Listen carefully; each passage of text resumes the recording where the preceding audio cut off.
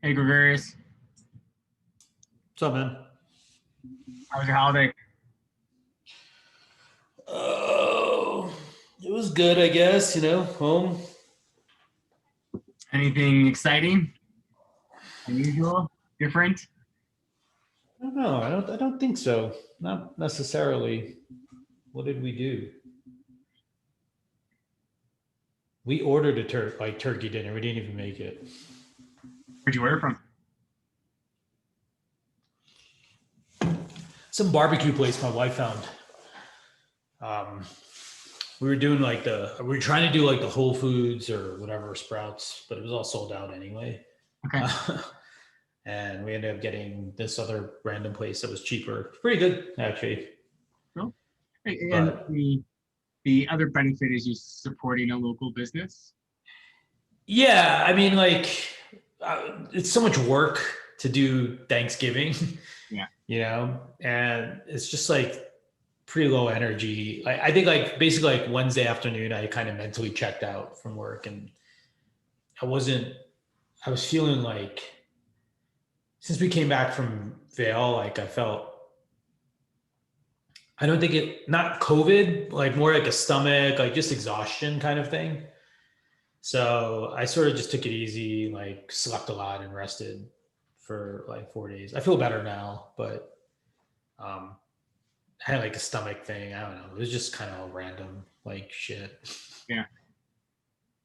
How was Vail? Vail was good, man. We had only one gondola one was open, but they had two peaks open, which I think was pretty good coverage, relatively speaking. Yeah. That's awesome. Hey, Sarah. Hi, how are you? Doing great. Where are you calling it from, Sarah? I'm in Denver. Oh, nice. Where are you? Cap Hill area? Oh, yeah, I'm in Cap Hill too. I'm at 17th and Logan. Okay, cool. I'm at 9th and Washington. Awesome. I'm your neighbor. No. Have you been to one of our meetings before, live? No, I haven't. I've not. I've heard of you guys for a really long time, and then I just signed up, about a month ago. Cool. How was your Thanksgiving? I didn't really do anything. So the weekend before I had a little Friendsgiving, but then the day of Thanksgiving, I honestly worked. So you had a productive Thanksgiving then? Yeah. How was yours? It's good. I flew out to Chicago last Monday at a 6 a.m. flight, and then I just quarantined in my parents' place for a week. That's good. At least you quarantined. I feel like most people didn't even do that. Yeah, I just stayed in their place and we hung out, played cards, ate. I worked. I just work remotely, so it worked out fine. I enjoyed it. Yeah, Thanksgiving's I can live without it, but Christmas is definitely going to be weird. I'm from the Boston area, so there's just I would have to fly, which I'm not going to do. I'm not going to I don't know, or I could drive, but that takes 28 hours. So yeah, that's a long drive. Yeah, I'm probably just going to stay here. How long you been in Denver for? It's actually been 9 years now. I moved out and went to CU Boulder when I was 18, and then here we go. Yeah, I know. I saw your shirt. That's awesome. That's cool. Yeah, I love it. I miss it. It was a simpler time. But yeah. What'd you study at CU? I actually studied creative writing and psychology. So nothing having to do with business. Nice. What did you study? I just went up there to my MBA about 2-3 years ago. Oh, nice. Okay, cool. In business? Oh, MBA, yeah. Yeah. Well, that's exciting. Yeah, I lived up there for about a year. First year I lived in Denver and I commuted and took the bus. Then the second year I moved up closer to campus. Okay, cool. You said you were from Chicago? Chicago and New Jersey as well. I grew up in Jersey, went to school at Purdue, and then once my dad got a new job in Chicago area, so we moved out there. And then all my 20s I spent in Chicago and then been out here for about 6 years or so. Cool. Yeah, I love it. The weather really can't be beat.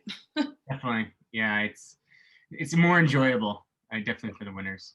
Yeah, I don't really see myself. I mean, going back to Boston, like those winter months are so depressing. You probably know from New Jersey. Yeah. Oh, actually, Chicago is pretty frigid too. Did you know? So Chicago is known as the Windy City, Mm-hmm. But that's because of a politician. So Oh, a lot of wind. The windiest city, and this might be outdated, but what this stat maybe is probably from 10 years ago. The windiest city is Boston.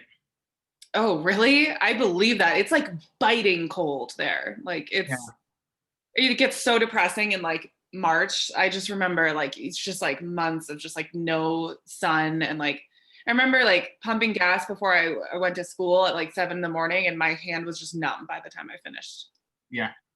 It's like that for months on end. It's just like it's kind of hard to get through. Well, if you lived in New Jersey, they would pump your own gas. Really? Yeah. It's one of the few states in the country that still does that. That's cool. Yeah, Massachusetts people aren't that nice. Very cool. Yeah. So how long has your business been running for? Actually about 2.5 years. So it's been a little while, but we had some test fridges on the market for the first 2 years, I would say, a little over 2 years, and then we pulled those, and now we're about to relaunch. Cool. And you do this full time? Yeah, actually, I just moved to full time about yeah, I just started doing it full time like 2-3 months ago, which is pretty exciting. I raised a little family and friends around and quit my job, and we're about to actually launch and start scaling. And so, yeah, a couple of us are doing it full time now, which is really exciting. Nice. Are you presenting at any other 1 million cups as well? No, I don't think so. I guess I don't know that much about 1 million cups. Like, is this just a Denver-based one, or is it like national? Or great question. It's national. There are 1 million cup chapters in every major city and also smaller cities. Like in Colorado, it's Denver, Boulder, and Colorado Springs. Mm. So you can apply to those chapters as well and present in front of their audience too and get feedback, and which I recommend. Yeah, I will. We're looking to open a convertible note within the next few weeks. So now is definitely the time. Sweet. That's awesome. I'm going to put my dog away so that she doesn't start barking in the middle of my presentation, because she does that in every meeting I've ever had. So I'm going to do that in a second. I'll be right back. Awesome.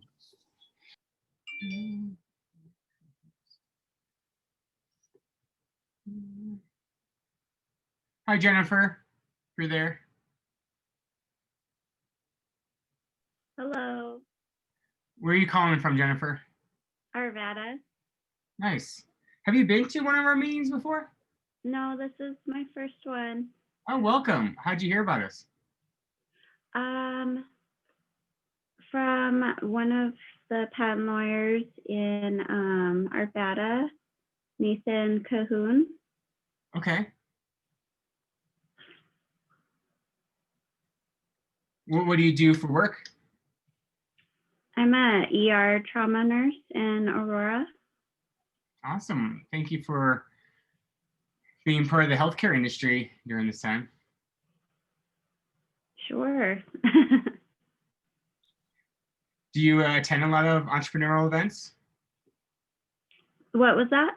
Do you? I was curious why you came to 1 million cups. So you just trying to be more entrepreneurial, connect with other people?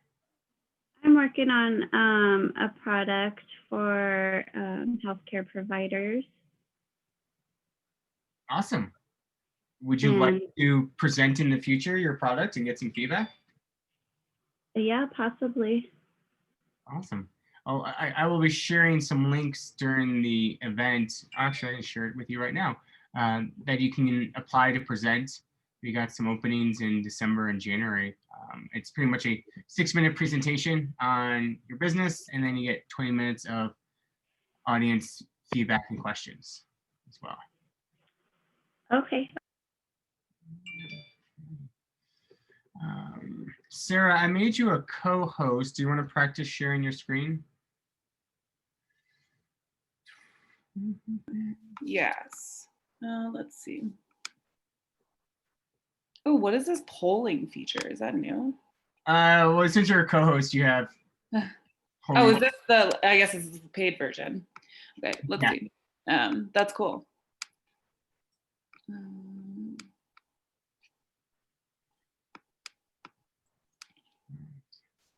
Can you guys see it? I see a slide. Yep. Sweet. And how do I pronounce it properly? Just so. Mama Gaia. Mama Gaia. Okay. People pronounce it wrong all the time. How'd you come up with that name? I actually didn't come up with it. I wasn't the original founder. There was a girl before me who came up with it. She actually called it Mama Gaia Food Bar. Way like a long time ago, and then I took over and shortened it so that it wasn't such a mouthful. And then I just kind of stuck with it. I mean, it's a tech company, but since it's food, I think we get away with having like a little bit of a crunchy name. Okay, that's cool. How many other people do you have working with you? There's 6 of us total. Well, there's 6 of us, and then we have some development partners, 2 interns, and then an investor. Awesome.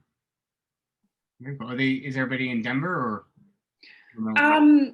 No, our core team is all in Denver. Our investor is in New York. Our development team is outside of the US. And then our 2 interns, they're content writing interns, and they're from all over. I think California and like Wisconsin or something. Cool.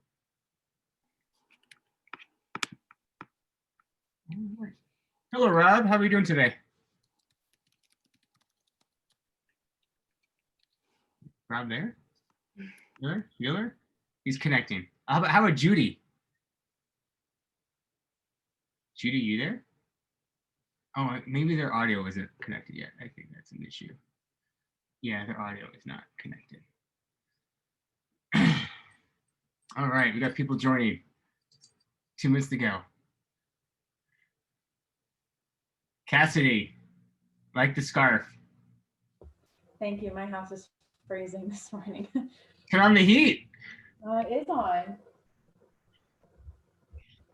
Yeah, I have my windows leak really bad, and I have a heating problem as well, but I tough it out.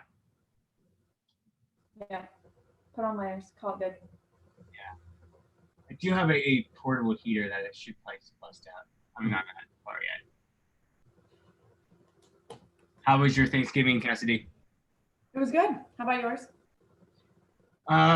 Family and a lot of rummy. We played cards, and I won 1 round, so that was bragging rights, which is huge. We Anybody play else? 31. What do you play? 31. Never heard of it. You're like, everyone has 3 cards in your hand, and so you're kind of passing around the deck. And then as soon as you think you're the closest to 31, you knock. Everyone gets 1 more turn. And we give everyone like 3 lives. You have $3. Those are your lives. And the winner takes home a pot of cash. Interesting. I'll have to try that one out. We're always trying new games. A new game we started playing was golf, which is a fun card game. That is fun. Because there's a lot of randomness in golf because you're not sure if you're gonna pull over a good card or a bad card, and fun game. All right. Hi, Adrian. Hey, Nick. Hey, everyone. I'm gonna make you a co-host. Do you want to practice sharing your screen? Sure. Yeah. That sounds like a good idea. Sure. Smooth transitions. Cool. That looks right. Oh, it's 9 o'clock. And in terms of your company names, can you pronounce them for me? So just pronounce. Sure. I say FinCom. My IP lawyer likes saying FinCom, like income. So yeah, I don't know. It's a couple different ways. I say FinCom. Okay, FinCom. Okay, but am I introducing as RoboCash or not? You could. I mean, so RoboCash is kind of how we first started, and then we realized that we need to think bigger so that we don't just get shoehorned into the phone spam and mobile ads. So Okay. Either way, it doesn't really matter. All right, I'm going to update the slide. It just shows both then. I'll just do that. Okay, awesome. All right, let me share my screen and get started here. It's 9 o'clock.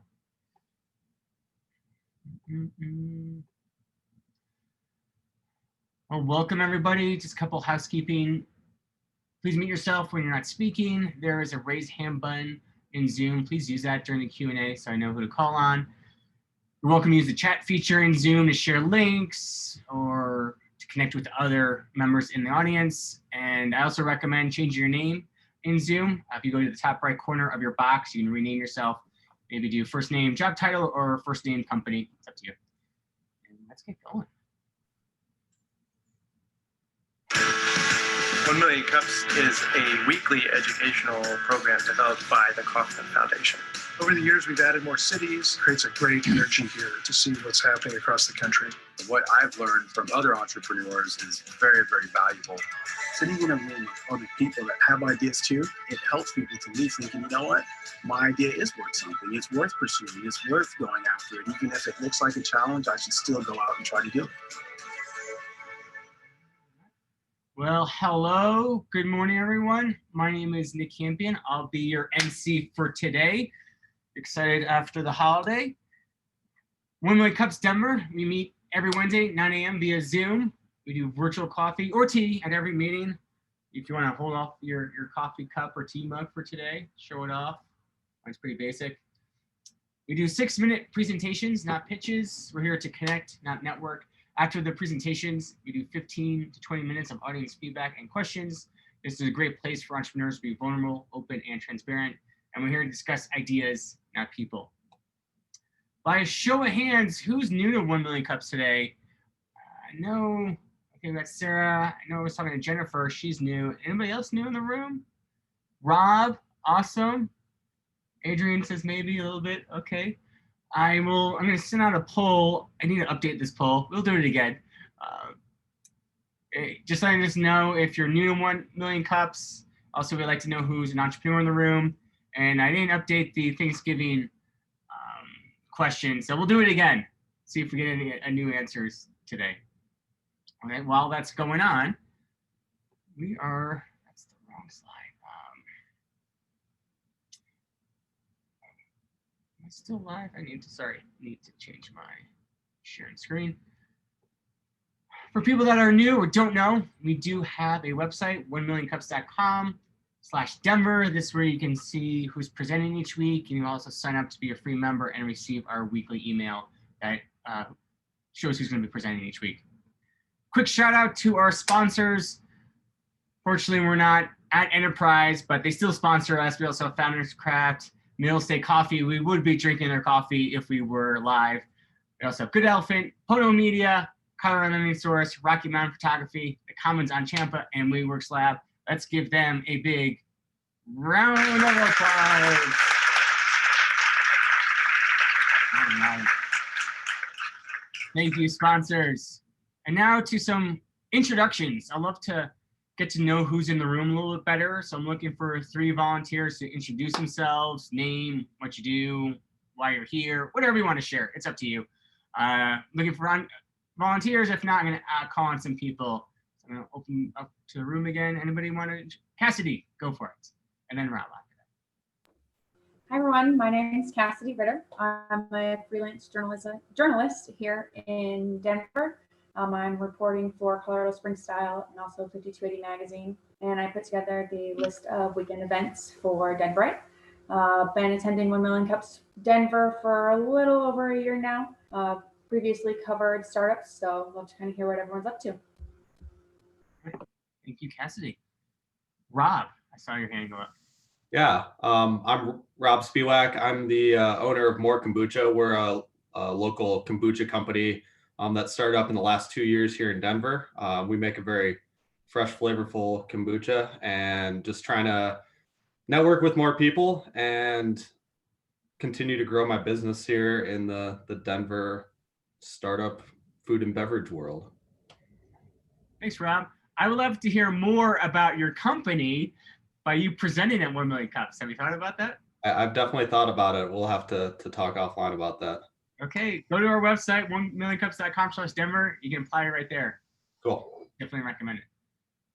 Anyone else want to introduce themselves, or are we gonna call once? All right, Tim, it'll be the last one. Sorry, I'm mute. Hey everyone, brand new to this, just came across it earlier this week in a Slack channel, so glad to be here. I am the CFO of DynaCloud Technologies. We're an IoT business that sells into the oil and gas industry. Got a cool product, terrible industry, but we're building a pretty cool company. I also advise 3 or 4 other startups, some in Denver, some otherwise. Yeah, I'm an engineer, CFO guy, so glad to be part of this. Maybe I'll present one day down the road, Nick. So I love it. Awesome.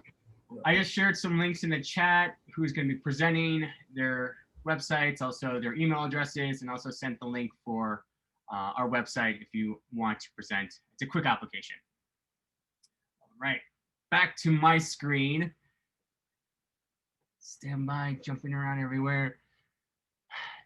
So after our presentations, if we have some time, we're going to do some community announcements. So start thinking of what you might want to say. Here at 1 Million Cups Denver, we are open to a variety of different presentation types. If you have an idea that you've been thinking about, but you want some feedback on, please apply, present your idea. We'd love to give you some feedback on it. If you got a product or you're out in the market, got some customers, want to get some feedback on it, we're happy to have you here. If you're now trying to raise some money, have an investor presentation, we'd love to hear that. If you're a business expert, maybe you're a consultant in marketing or finance, we love to have a presentation on your expertise, get some good education, also learn a little bit about your business. If you're an organization related to startups and business, we'd love to hear from you. And if you're a past presenter, we'd love to get an update on how you're doing. Moving on to our first presentation. We have RoboCash/FinCom. FinCom is on a mission to revolutionize the data economy. Our patent IoT spam killer Spam Cash is used in our mobile app, RoboCash, to pay people to block spam calls. FinCom uses our Spam Cash algorithm to stop direct spam and other comm mediums. Let's get a big round of applause to Adrian.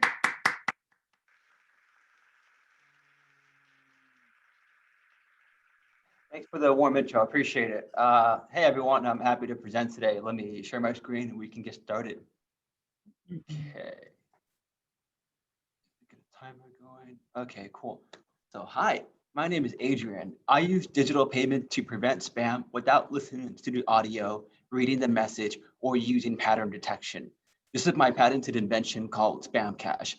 FinCom leverages an abundance of fee-free digital nano payments to create trust, express emotion, and drive engagement. The RoboCash app was made to show Spam Cash's effectiveness in a topical subject, phone spam. Our goal is to stop malicious spam in all personal communication while normalizing the fact that you should be paid for your data. I got my first spoof spam call in 2011 and realized this would be a great social engineering tactic. Since I was wrapping up college and getting ready for grad school, I had no time to work on this. Instead, I tried using call blocking apps. Gmail ruined my voicemail, Truecaller sold my data, RoboKiller took my money, and Hire worked most of the time. The worst part, however, was that I was paying for these services and still getting spam call. I realized that over time, spammers work around industry technique, and it made me curious to figure out why. Why is this such a problem, and why hasn't anyone solved it yet?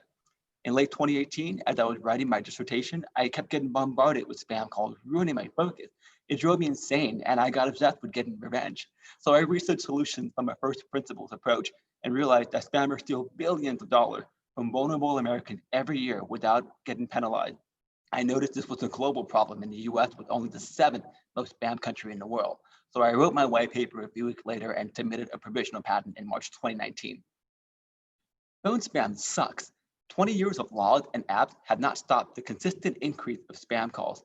Today's solutions don't address the root cause. They use boring things like spam detection and blacklist databases. Technology is an infinite cat and mouse game. Malicious spammers find ways to beat these techniques because they steal $92 billion a year. The FCC fined spammers $200 million, but only collected 7,000. Businesses suffer from lost productivity and get marked as false positives.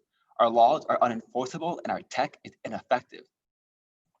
At FinCom, we address the root cause of spam with a nano payment escrow. When you download the RoboCash app and input your phone number, we assign you a digital wallet tied to your phone number, and we send all non-contact calls straight to voicemail.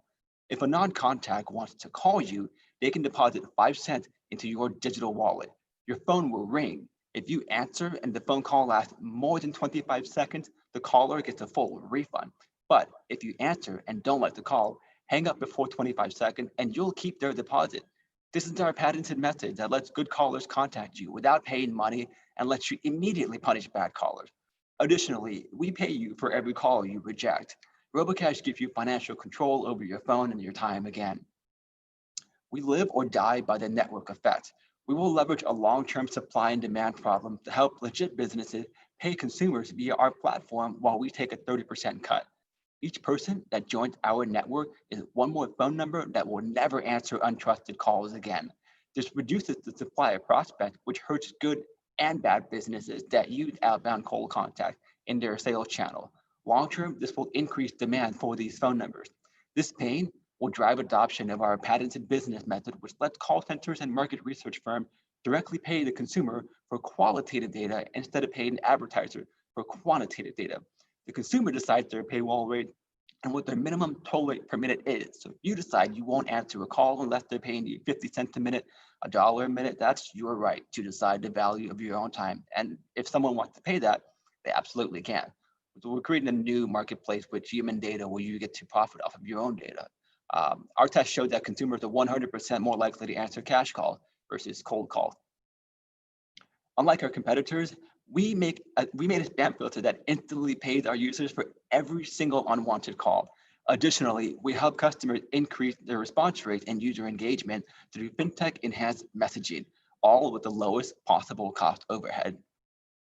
We operate in the blend of sectors that we call financial communication, hence our name, FinCom. We're not experts in any of these individual fields, but in that blend, we are the industry pioneers. And we know this because we just got a utility patent granted for Spam Cash, which operates directly in that blend. So that covers personal paywall, time-based refund, and a total loop business model. We have more patents coming up for messaging and video conferencing, because we're not just going to stay in the phone call industry, we're going to expand so that we can eventually be the spam filter for the Internet of Things. Whether it's your social media, LinkedIn messages, or text messages, we want to be there. So our big vision is to destroy spam communication and restore your right to be paid for your data. So product market fit, we launched 3 months ago and we have 350 monthly average users, all organic, which is super cool. 1,350 payouts for a block call. So this is pretty fun. I mean, I can see all of this happening on the blockchain and just see 40 people getting payouts every single day for a block and call. So I think it's super fun. We have companies that have expressed strong interest in using the offensive version of our solution, which is like, hey, let's use our tech to get people to answer and respond to text messages. And when they do, they get a little payment in return. So we have a few companies that are really interested in white labeling or using our APIs. And this is our team. I just onboarded Christian Rodriguez, who's a software developer, super excited because it's just been me for a long time. And my IP strategy advisor, Peter, has had 3 major exits in the last 10 years worth $300 million. So we're pretty excited to take this thing to the next level. And so Cisco and IBM, if we wanted to sell our patent, they would be the first buyers because they have tried for the past 20 years to make a similar solution. Those 4 lines at the bottom are the 4 different patents or papers that they've written that tried to address this concept. But we sort of, did something unique where we had a time-based component to determine a refund status. And, we managed to essentially steal this patent from Cisco and IBM, which is pretty fun. So instead of selling to them and, letting them sell this to Google, Apple, or the telecom, if we grow on our own, and we could be the one selling to Google, Apple, or the telecom. Even better though, we want to make it all the way to IPO. because there's no other corporation out there that shares our vision, which is to get you paid for your data. Most of them are stuck in the old mindset of, hey, you give us your data, we'll sell it, and you just enjoy our services. We want to make sure you get paid for your data. And so we have to make it all the way to IPO without getting bought out. That's the goal. So why now? The market rewards unique blockchain-enhanced business model. Big players like PayPal are adopting the space. The FCC requires robocall mitigation for carriers by mid next year. Cybersecurity and personal comms is super crucial. And there's sort of increased awareness in the public for data privacy and data ownership. And so finally, my 1 million cup ask is, we need more users on our app. So please try it out or send it to your friend. iOS is coming, but we're raising an equity crowdfund to get that to get the fund to build that out. And if you know any businesses that are looking for novel ways to increase user engagement with nano payment, we're building out a platform that's going to make it super easy for that to happen, so that you don't even have to change your behavior. You just have to have money in a wallet somewhere, and then all of your messaging will be enhanced with nano payment and fintech. So much higher response rate, I promise. And if you have any other uses of micro paywall that you think could be fun, let me know, because this is a brand new space and we're always finding more and more use cases. I like to see what other people's perspectives are. I'll end it there. Thank you so much. I know I went a little over, so sorry about that.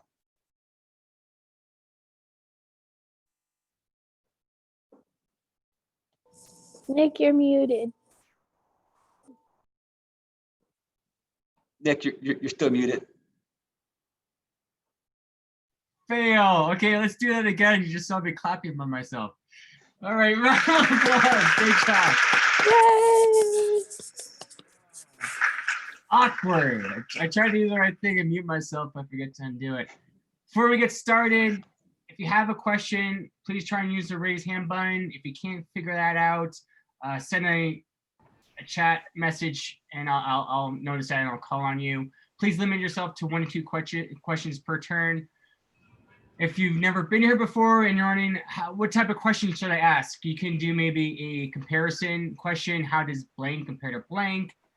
You can do some clarifying questions. How does blank work? What parts of blank?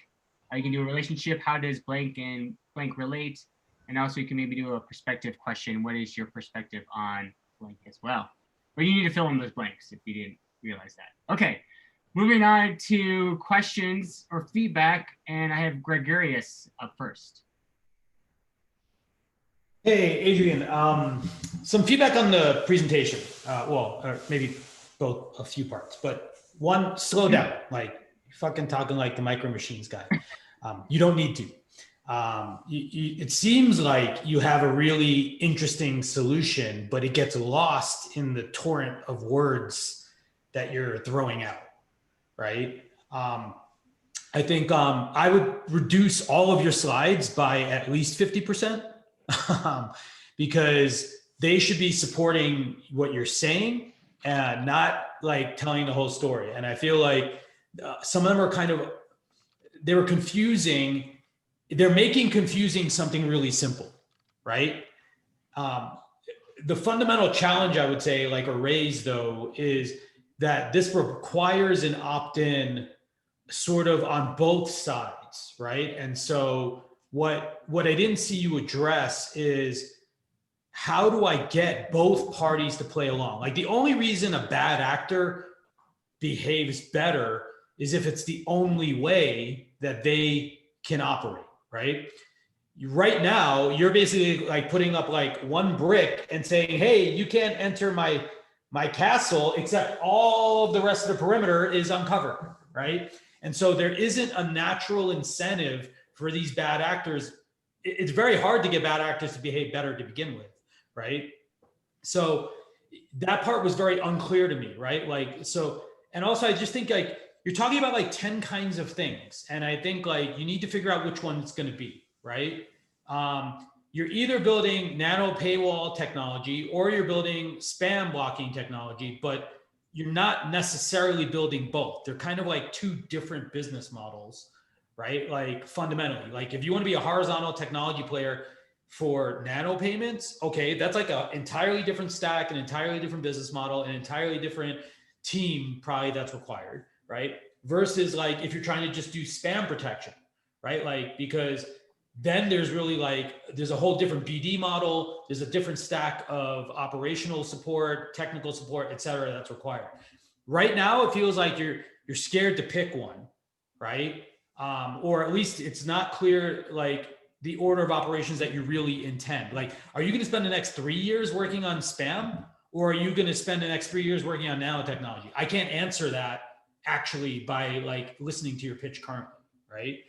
But like I said, I think it sounds really cool what you have. I think the fact that you've patented some of it is really, really powerful. I don't personally see how you get to an IPO, purely on just this piece of technology, right? Very few pieces of technology that are just a patent sort of make it all onto themselves into sort of an IPO space. I do think you could license this easily. So I would say in general, tone it all down, get to real clarity, right? If you're trying to raise money, speak to the problem, speak to your solution, and then frame the future for other applications or uses of the thing, but make sure there's a straight line between them, right? Not where I have to be in 5 different businesses to sort of to be successful, right? Because like I said, being in spam blocking business is very different than being in payments business, is very different than being in IT security business, right? So you just want to make sure that there's a more clear pathway that feels natural, as opposed to I have to go start a new business every time I want to operationalize sort of a new revenue stream. Thank you for the feedback. I do agree, it's a lot of words and whatnot, but let me just pop over here to the network effect thing. So to start off with, we have to serve as a spam blocker in the beginning, because it's a supply and demand problem that we have in the long run. So this is today's world where the average consumer doesn't have RoboCash. The more people that we bring onto the RoboCash system, the less phone number will be in the overall system entirely. So we build sort of a gated wall, a gated garden. And the point isn't really to bring in malicious spammers into that garden, because the point is to keep them out. So you're right, they're not going to play along with the system, but the ones who will play along with the system are the ones who make a good amount of money with cold calls and cold messaging and are selling legitimate services and product that people like to receive. And there's a $200 billion call center market, 20%. Totally with you. I get how the network effect works. What you need to demonstrate is why in 2 years they're going to be RoboCash users, right? And you need to quantify how big the actual space of good actors there is in that universe, right? Because the problem you're blocking against is the bad actors for the most part. You frame the problem from the point of view of the bad actors, but then you're basically saying but there's good actors that I'm going to monetize. So that's the sort of incongruous part, that you need to sort of just work at wiring up better, I think. Sure. Yeah, it's a difficult problem to summarize succinctly. So thank you for the feedback. All right. Thank you, Various. Really good feedback there. I'm going to jump to a question in the chat from John. He asked, have you considered channel partners to gain traction? Yeah, so we're working with someone called Digital Turbines, who helps apps get onto devices in Brazil for preload. So we managed to sign a contract with them for 5 cents per preload install in Brazil, and $1,500 a month. So we're looking at onboarding 30,000 users per month in the next couple of months in Brazil. And that's one of our major target markets, because Brazil, they get 44 spam calls per person per month. They're the most spam country in the world. So, it would be nice to be able to take our solution and fight in the trenches where the fighting is worst. It's really interesting. What's number 2 for spam countries? I believe now it's Indonesia, and the US, for reference, is number 7, and we get on average 16 per person per month. And we're not number 1? I know, that's crazy, right? All right, Gio, you're up next. Hey, good morning, everybody. I'm going to keep my video off because I'm tethered to my phone, so I want to make sure I get enough data to connect with you. But Adrian, just a couple of things I wanted to share that captured me about your presentation, and these are just kind of little micro things, but it's just good to get this feedback. One of the things that really captured me was how you mentioned these big corporations have been trying to solve this problem for a long time, and then you were able to to get a patent on your technology piece. That piece really kind of oh, wow, that's interesting. you know? And so I wanted to say that to you. The other thing that I wanted to say, and it was actually kind of an intersection between I partially kind of your technology and something that I was thinking about recently, is that now I don't know if it's as much with calling, more so I suppose with the internet, but now I'm going to say myself, or I think we in general, but with artificial intelligence, we receive these these advertisements, which essentially is kind of roughly what a call is, right? Somebody's trying to connect with you. But now, you know, particularly through the internet, and particularly through YouTube, we receive these people are trying to connect with us, trying to sell us something. And what I'm finding nowadays, because of AI, it's often something that I'm interested in, you know, and so it's kind of flipped the, you know, the advertising model on its head in many ways. And for me, as somebody observing this and participating in it, the piece that's actually missing, which is very counterintuitive, is when something like that comes in, a messaging comes in that's, you know, connected to something I'm interested in, I actually want to save it. You know, like I don't have time, say, to maybe take the call or, you know, follow up with a thing and everything, but I actually want to save it. And so I just want to toss that out there because it does seem like, you know, in this whole space that there's a revolution going on. And the revolution is the intelligence that can deliver, you know, to the sender, can deliver, you know, people who are interested in that message. And again, the thought being, you know, yeah, I don't want to be interrupted in this middle of I'm not going to take a call in the middle of work. There's just no way. But I want to be able to save it because this incoming message is actually something I'm interested in. So I just wanted to toss that out there in the mix of what you're working on. Thank you. I appreciate that. I haven't had anyone mention, you know, saving the advert. That's an interesting concept. Thanks. Yeah, particularly like I said, when it's intelligent, you know what I mean? It's like an advert coming in that knows actually before it calls me that I'm actually interested, or, you know, before it connects with me. Like I said, mostly on YouTube it is. I don't know if this is relevant to phone calling, if we have that kind of, you know, intelligence now. It seems like we probably do. Yeah, I'm still learning about that space as well. Currently, we don't use any AI, you know, optimization. It's just strictly a dumb filter. So, you know, we're working on maybe expanding that a little bit more once we grow. Yeah, it's kind of the data part, I think, of what you're talking about, right? Because the data is who is the person that I'm calling, and do I know that that person, you know, has an interest through some field of information. So Yeah, so going towards a people search engine is our ultimate vision, and a people search engine where every piece of data that you input into the engine, you get paid back for that, and then you know, you can have more relevant peer-to-peer discovery through that sort of thing. It done in a pseudonymous way though, so that your actual identity doesn't have to be out there, just your profile kind of thing. But that's like really far off for us, but that is sort of what we're going for. Thanks, Gio. Cool. Great feedback.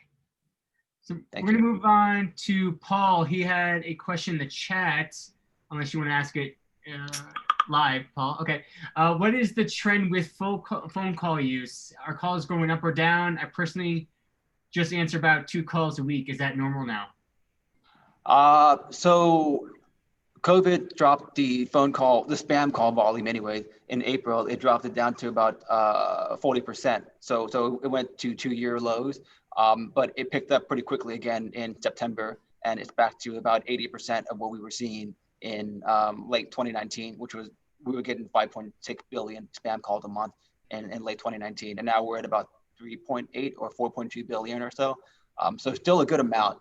And most people that I speak with have the same sort of experience, or they'll just put their phone on do not disturb, or they won't answer any unknown calls. Everyone has this problem, and you know, you don't really think about it. It's one of those micro distractions. It's so small that it just happened to you for a split second, and then you forget about it again. But those micro distractions build up over time and cause you know, disruption of your focus and your time and your peace of mind. And this happens to everyone around the world every single day. So yeah. Ali has a question or feedback. Cool, thanks, Nick. Yeah, I think I am a little bit confused about what it does, just echoing Gregarius's comments. And also, I'm interested to know, like, if all of those big companies are have tried to do it, what stopped them from doing it? Why weren't they able to do what you're doing? So I'll answer in reverse chronological here. So they were mainly focused on the traditional ways of exchanging value, which is I give you money and you give me product or you give me services. That's what we've all grown accustomed to for, since the dawn of time. That's how we have interacted with each other. And what I've been sort of experimenting with is the absence of a payment. So when you download RoboCash, if anyone wants to call you, they don't pay to talk to you. They give you a deposit. And if you talk with them for more than 25 seconds, it must mean that you were finding some value in that conversation. So they get that deposit back entirely. So we operated on the absence of a payment, the concept of an intent to refund the payment rather than an intent to charge. And most corporations think purely an intent to charge because that's just how you grow your bottom line. So we were just thinking in a more user-friendly, a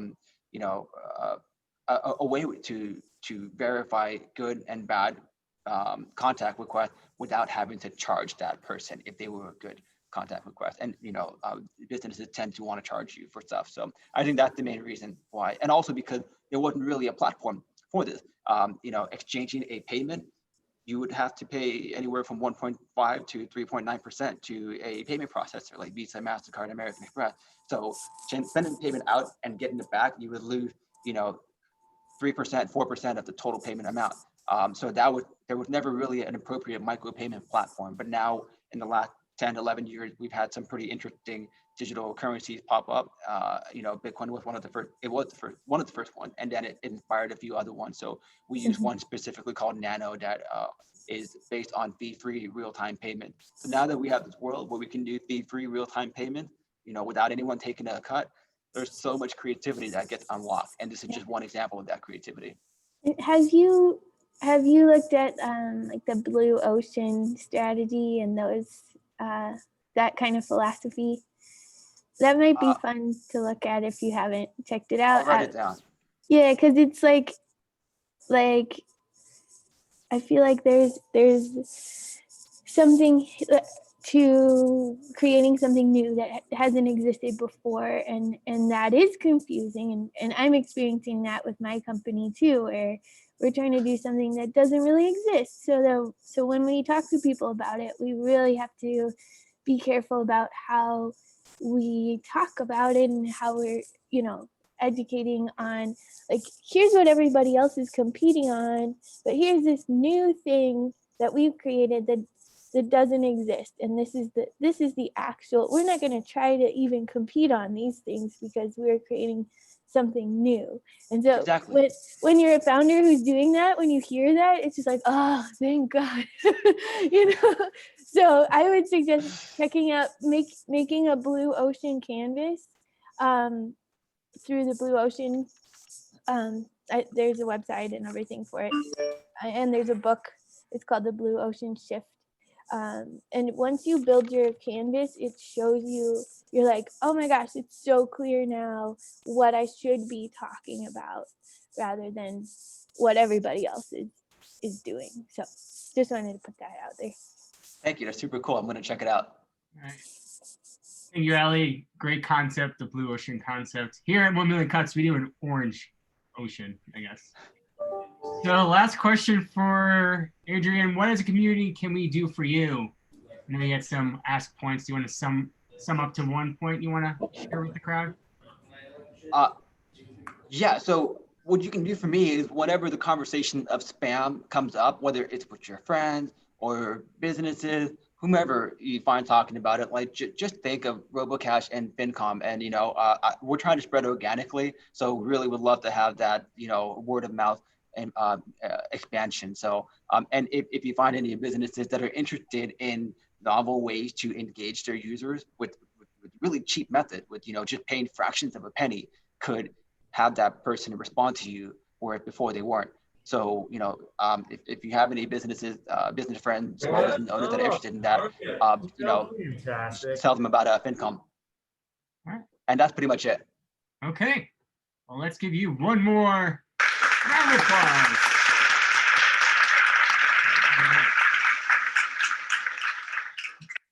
Now we're going to jump into our next presentation, Mama Gaia.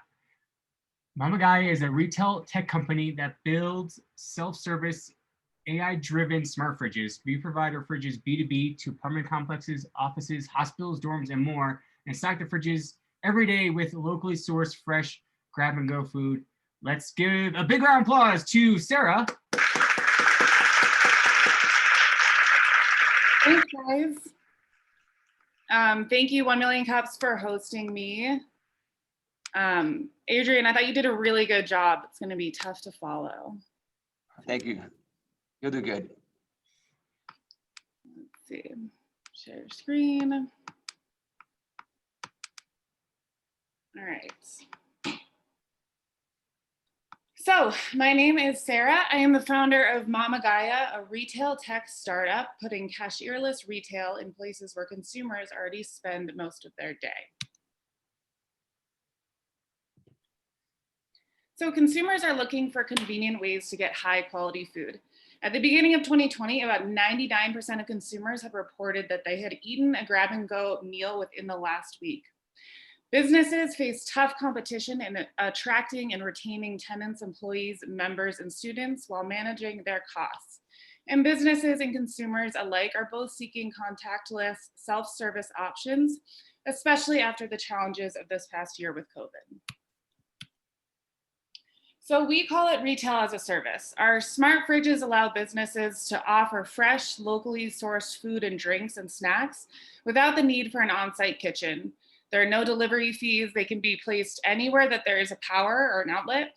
And this is a low contact experience using AI-based item recognition technology. They work great in universities, apartment complexes, and hospitals. And eventually, once we recover a little bit from COVID, I think we can get back into offices as well.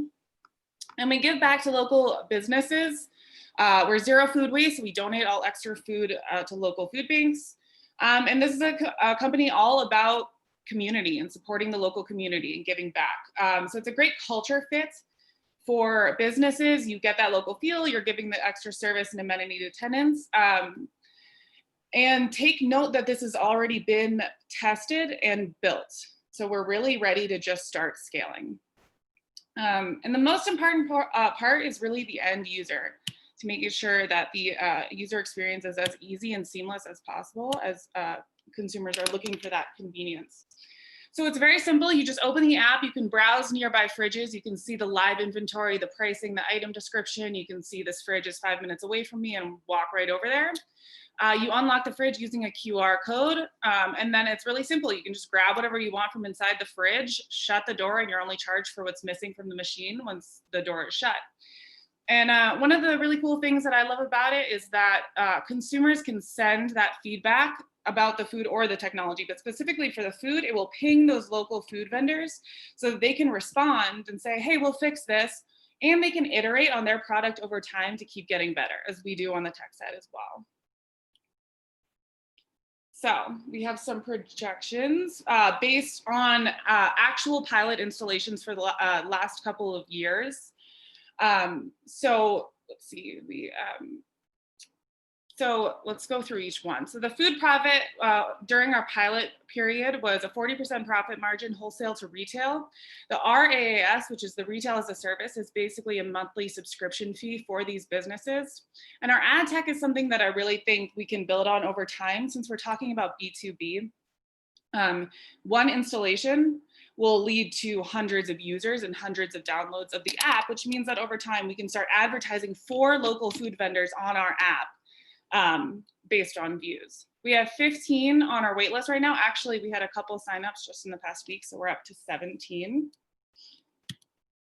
And so what we really want over time is to start basically leasing this technology out almost as like a franchise model.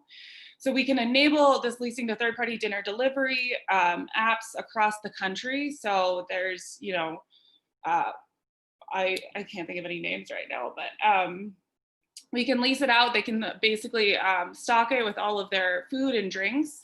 And then we can also do a platform integration with third-party applications like Grubhub or Postmates and basically do a pickup location using our app feature. And keep in mind that this is a cashierless AI-based retail. So this opportunity is convenient, not just in similar ways like Amazon Go, but this is actually putting that store in places where consumers already spend most of their day. Our software and hardware solution can also be kitted to environments outside of a smart fridge. So this is phase 2. We have 4 main sources of revenue, as I've explained. One thing to keep in mind as we scale is that since we're working with AI and we're working with large data sets, we can ultimately use predictive algorithms. So that $35 a day average can be greatly improved as we collect data and begin to understand not just general sales, but also products that will sell best per fridge, per customer base, per day, per year, and even per weather. So we're strategically placed in apartment complexes, universities, hospitals, et cetera. We're zero food waste. We use these predictive algorithms to make sure that the fridges get more and more personalized over time. We've created dashboards with robust analytics that we give to both our admin and our vendors. It's always on time, it's high quality food right when you want it, and it's a form of self-service cashierless retail.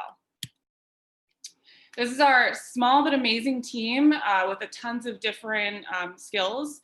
Our most recent additions are Matt and Charles. Charles is our director of operations, and he has managed major perishable supply chains and warehouse operations for large scale food companies. And Matt is our new chief of staff, and he has led the innovation team on a Fortune 200 company, as well as been a core member of a startup that was acquired for over 300 million. So we've been around for a little bit. And we're in a really good spot right now. We launched our test fridges a couple of years ago. We got that proof of concept. I started onboarding members. We finished our dashboards. We submitted our patent a couple months ago. We built our AI. We have our algorithms going, and we just submitted our app to the App Store, and we are ready to just start scaling. So we were looking for $1 million convertible note to cover manufacturing and fully scaling phase 1 in the Denver area. So we're looking for $1 million with an interest rate of 3% at a maturity of 24 months, a valuation cap of 10, and a discount rate of 20%. So our ask in terms of 1 million cups as we open this round is we definitely want to get in front of as many investors as possible. But as you can imagine, one of the most important things right now is also getting business signups on the wait list. I think we have a great cushion to start with those 17 on the wait list, but doesn't hurt to have more. Cool. Thanks so much for listening, guys. All right, I have unmuted myself, so round of applause.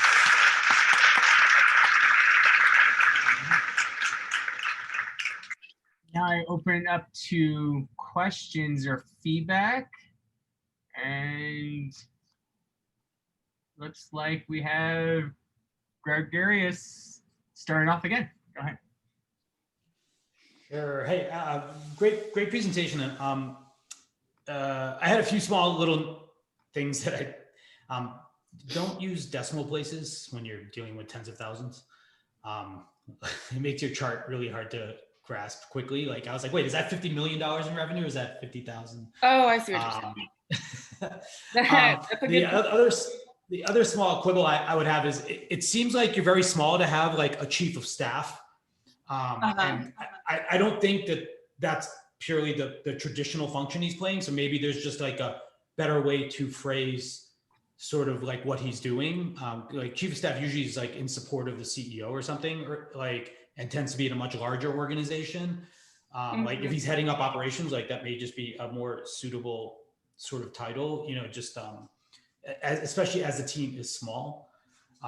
Right. Like I think like, and it seems like you're leaning on his operational expertise, so that maybe that's just a better framing for him.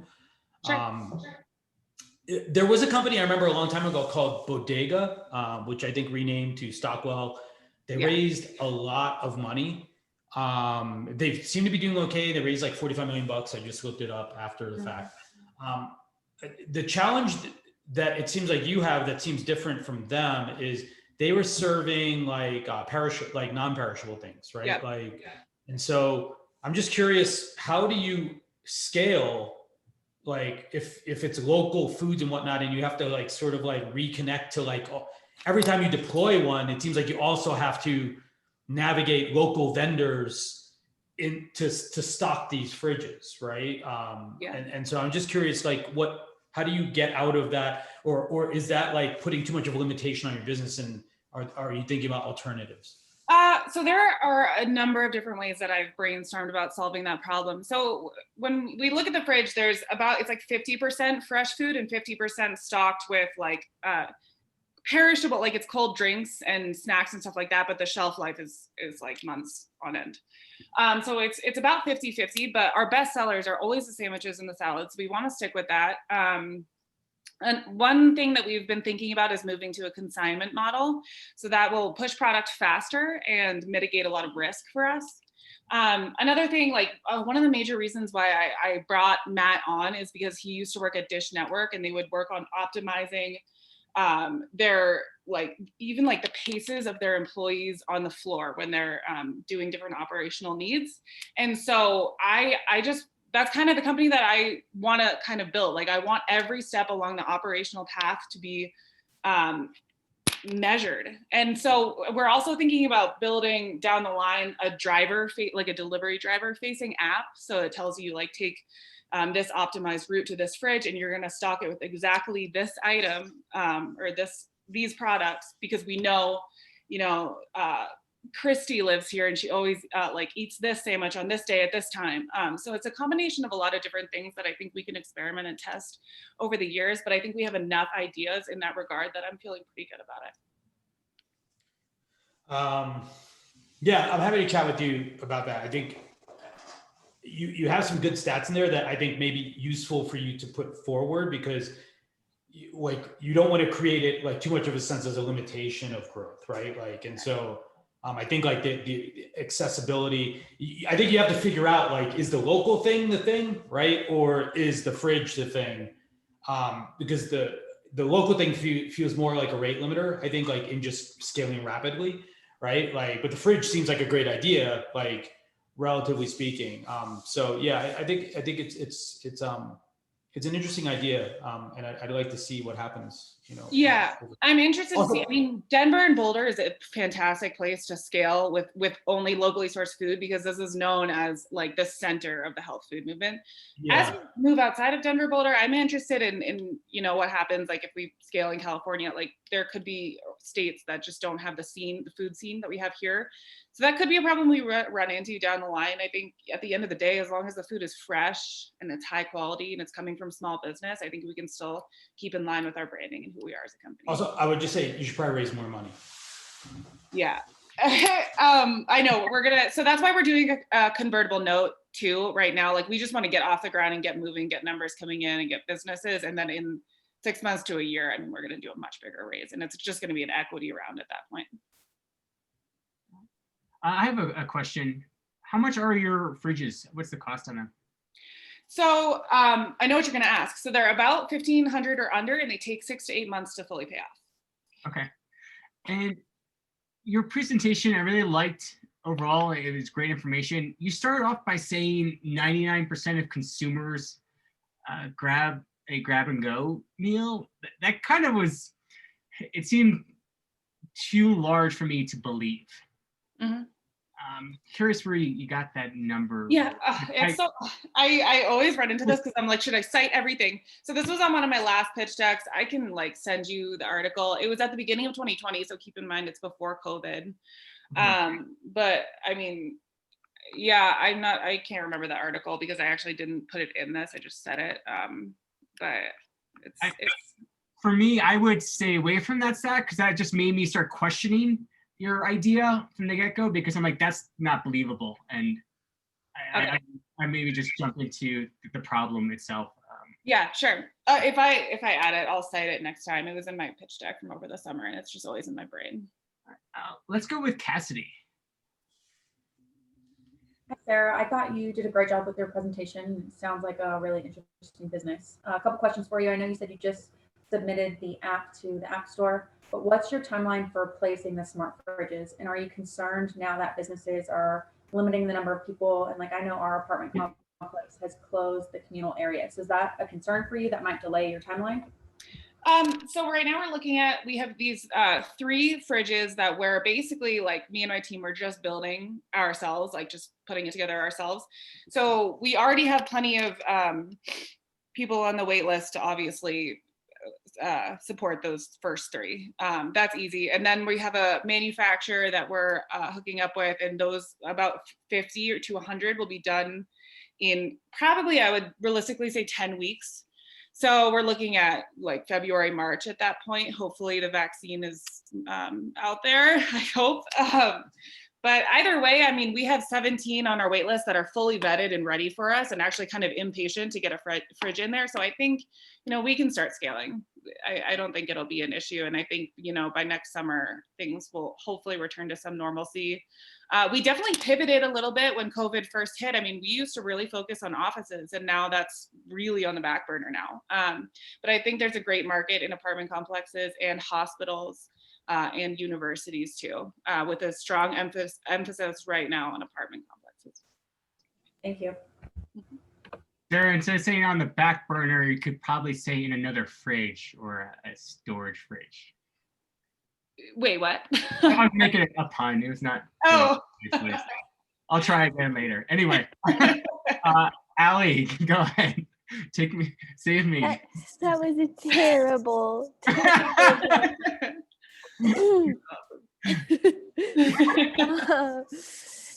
Yeah, Sarah, this is awesome. I want it at Green Spaces, at my co-working space where I'm at right now. Like, this is super cool. I think that like my company is going through raising money right now too, and I've learned a lot, you know, just from getting feedback from a bunch of different people on our pitch and everything. And so I think like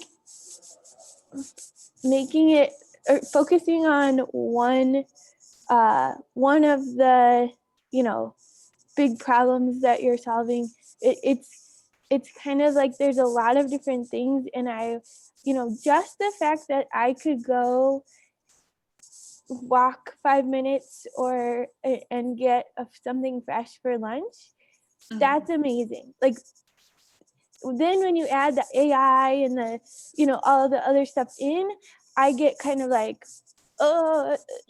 confused.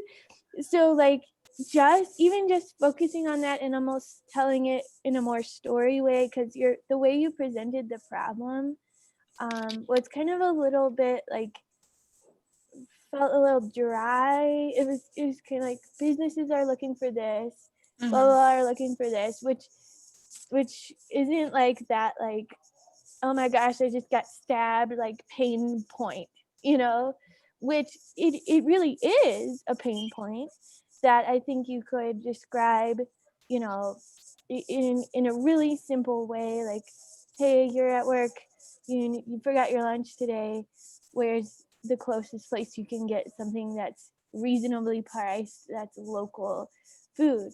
Like, I'm like, ding, ding, ding, amazing. But like, it kind of got lost in all the description of all the cool stuff you're doing. And so maybe focusing on something simple like that. And I loved when you showed the app and how that works. And then maybe at the end saying, and we also are doing AI that helps it understand what you like and stuff like that. But like, trying to put it all together was kind of confusing to me. So yeah, absolutely. That's a good point. Cool. All right, Gio, you have time for the last question or feedback. Okay, cool. Hey, Sarah, Gio here. I'll keep it short. Yeah, I'll, you know, just echo some of the things that Ali just said too, just about the storytelling, way of telling the story, because it was very dry. It was very business orientated. It sounded kind of like a presentation that you would maybe make to accountants. Maybe that's who you're talking to, but I was able to raise investment money from an accountant kind of orientated type person, but the story is really what captures it.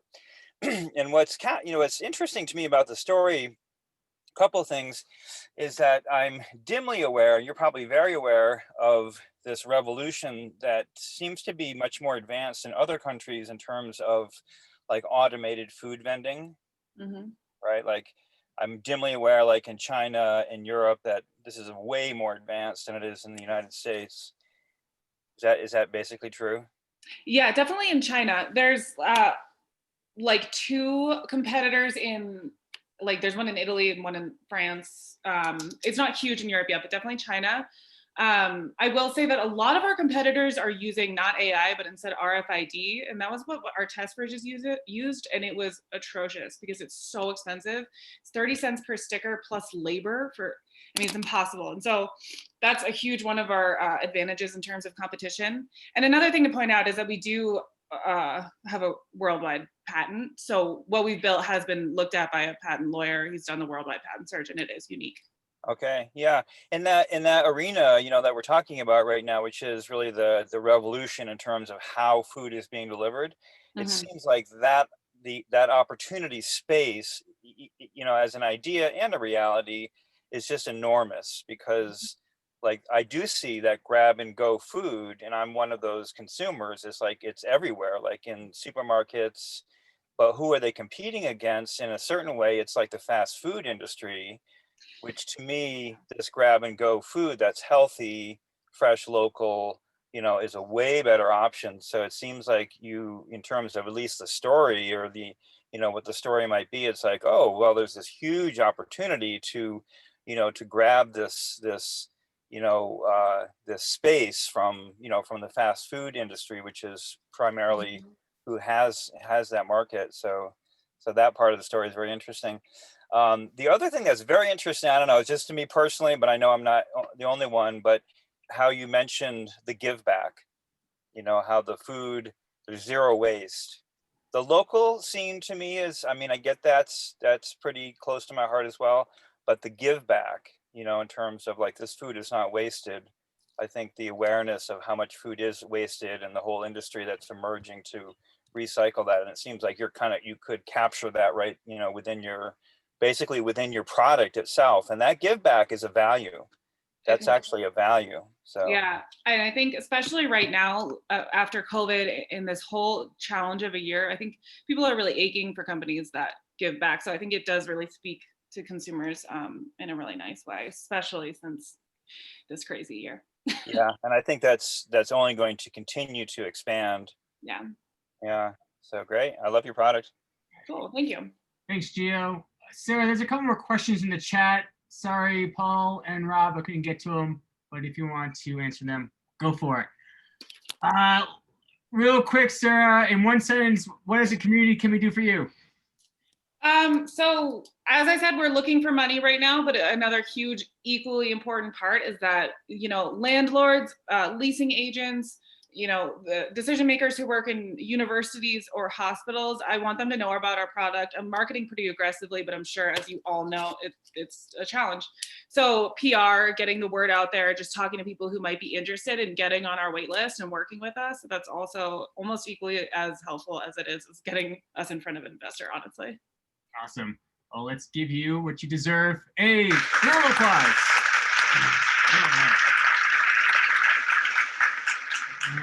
Awesome. Thank you so much. I really appreciate it. You're welcome. Feedback. Community announcements, we're out of time. So hold your announcements for next week. We're still not in green spaces for a while. We have a website, 1millioncups.com/Denver. This is where you're gonna apply to present. We're looking for presenters for the 16th, also in January. So please apply. It's a quick application. And also to get information on today's presenters, go to the website. These are the type of presentations we're looking for. Just a reminder, if you don't know this, you are awesome. Everybody here is awesome. I had a video I wanted to play about you being awesome, but we're out of time. Maybe next week. I followed up on the survey question, what is 1MC's Denver favorite food? Last week it was stuffing. This week it's pie. Amazing, I know.